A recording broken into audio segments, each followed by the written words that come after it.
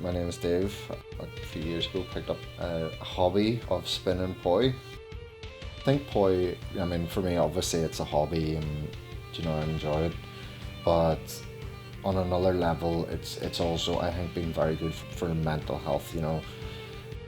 So, I mean, some people that spin poi, it's never going to be about the performance aspect of it, and they'll maybe get some glow poi in their living room, or just sock poi, and it's just for them, it's a deeply personal thing, and that's grand. As far as prerequisites, I mean, there really isn't any. I watched a video of a guy in a wheelchair spinning poi, and he was phenomenal.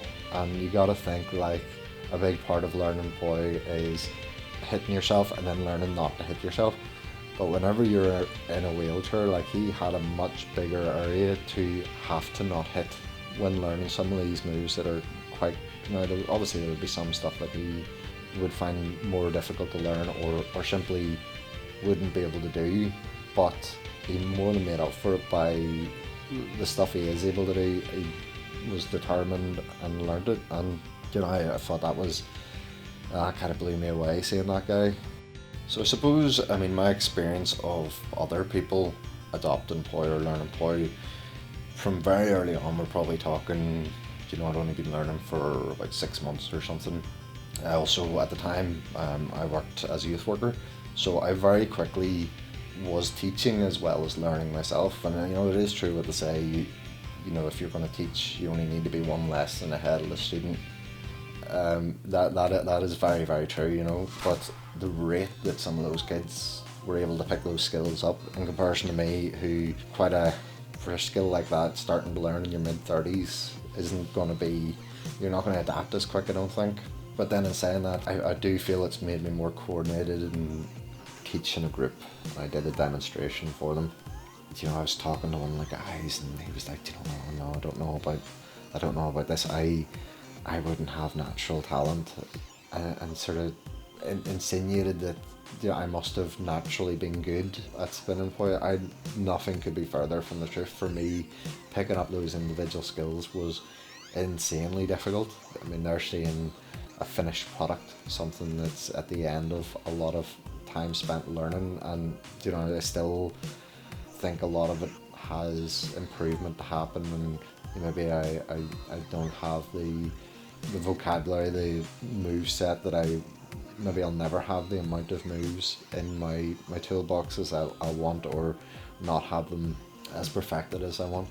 But this guy was looking at this finished product, or this progress that I had made, and attributing it to natural ability. And it's really, I don't know anyone who's picked up poi and learnt everything in one sit down. And I've taught people who picked up stuff very, very quickly, naturally ambidextrous people, and they've developed very, very quickly. But it's always going to be about this progress of learning and developing and adding new bits on. And no one is going to pick up poi and instantly do a behind the back 3-beat weave. Like, I'm a firm believer now that ambidexterity can be trained, can be learned. So of the bit of teaching in poi that I did do through my youth work,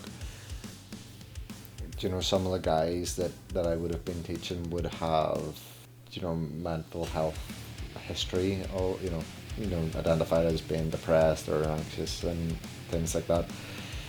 And I don't know, obviously, because I wasn't teaching for a massive length of time there, but certainly while they were doing it, while they were learning, because it does demand a certain amount of focus and attention. I mean, it takes your mind off whatever else it is that's going on, and certainly for me, I found it very therapeutic, and both mentally and physically.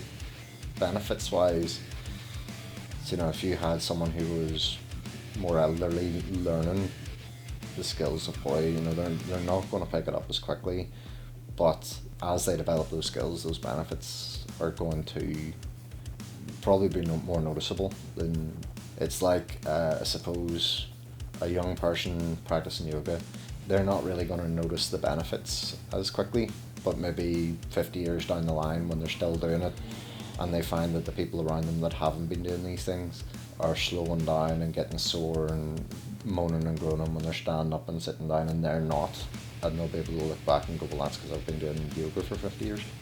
I would say it's, you know, it's probably up there with the things that you can do that will help your movement and coordination and things like that. I mean, there's definitely more flexibility in my arms than there ever has been in my life.